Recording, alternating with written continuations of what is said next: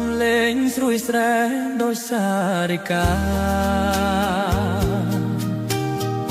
ក្លែក្លិនចំប៉ាសែនក្រអូបក្រៃអូនហើយលាក់ខ្លួនពួននៅធ្វើអ្វីចេញមកចរណៃមកសាសំគ្នា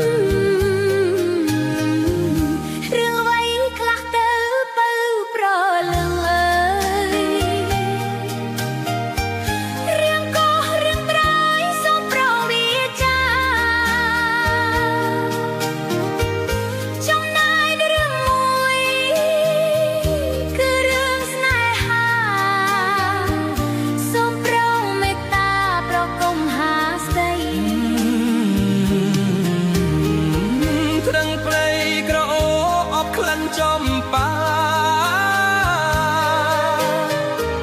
ជីវ៉ាកែវកុំខាត់បងអាស្រី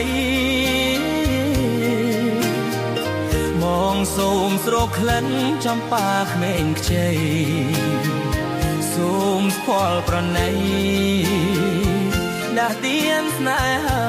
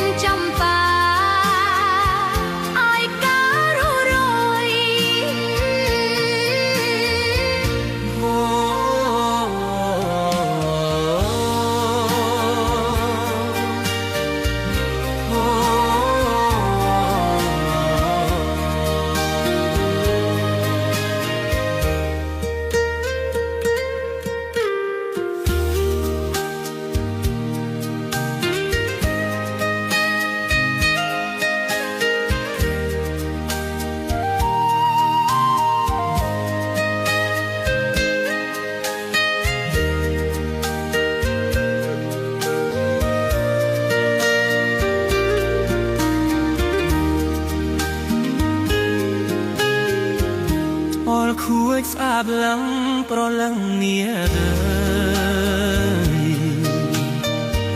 បងមិនក្ដិចឡាយឲ្យការរយបងបីថ្នាក់ធ្នមបកឲ្យស្បានេះចំប៉ាអូនអើយអូនកុំអៀនអេ